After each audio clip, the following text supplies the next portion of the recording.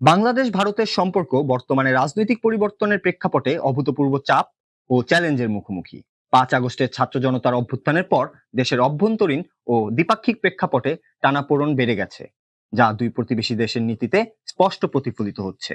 ওমানের রাজধানী মাস্কাটে Indian ocean কনফারেন্সের ফাঁকে অনুষ্ঠিত বৈঠকে বাংলাদেশের পররাষ্ট্র উপদেষ্টা মোহাম্মদ তৌহিদ হোসেন ও ভারতের পররাষ্ট্রমন্ত্রী এস জয়শঙ্কর একটি সংক্ষিপ্ত আলোচনায় উপস্থিত ছিলেন।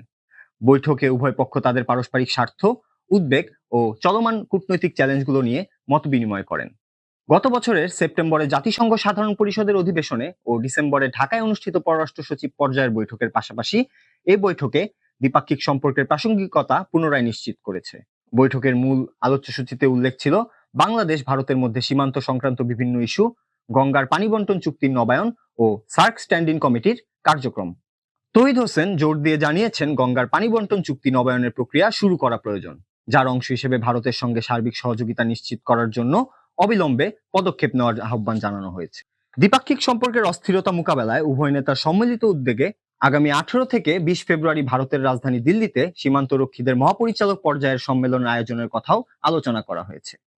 এই সম্মেলনের মাধ্যমে সীমান্ত সংক্রান্ত জটিলতা ও অন্যান্য দ্বিপাক্ষিক সমস্যার সমাধানের লক্ষ্যে কার্যকর পদক্ষেপ গ্রহণের প্রত্যাশা করা হচ্ছে। ভারতের পররাষ্ট্রমন্ত্রী জয়শঙ্কর বৈঠকের পর সোশ্যাল মিডিয়ায় একটি পোস্টে উল্লেখ করেন, আলোচনার মূল ফোকাস ছিল দ্বিপাক্ষিক সম্পর্কের সুসংহততা ও বিমস্টেকের শীর্ষ সম্মেলনের প্রসঙ্গ। এই বক্তব্যে জয়শঙ্কর দুই দেশের কূটনীতি ও সহযোগিতার প্রয়োজনীয়তা তুলে ধরেন, যা সাম্প্রতিক রাজনৈতিক পরিবর্তনের পর অধিক গুরুত্ব লাভ করেছে। এছাড়াও পূর্ববর্তী বৈঠকগুলোর প্রেক্ষাপটে নিউ ইয়র্কের জাতিসংঘের অধিবেশনে ও ঢাকায় পররাষ্ট্র সচিব পর্যায়ের আলোচনায় যেসব বিষয় উঠে এসেছে সেগুলো পুনরাবৃত্তি করা হয়েছে। এই সকল কূটনৈতিক কর্মকাণ্ড দ্বিপাক্ষিক সম্পর্ককে স্বাভাবিক ও স্থিতিশীল করতে দুদেশের উচ্চস্তরের নেতৃত্বের পক্ষ থেকে নেওয়া একটি পদক্ষেপ হিসেবে বিবেচিত হচ্ছে।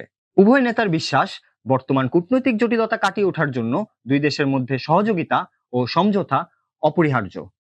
সীমান্ত, পানি বন্টন ও অন্যান্য চলমান ইস্যুগুলো নিয়ে গঠনমূলক আলোচনা ও সম্মেলনের মাধ্যমে সমাধানের সম্ভাবনা তৈরি হবে বলে আশাবাদ প্রকাশ করা হয়েছে।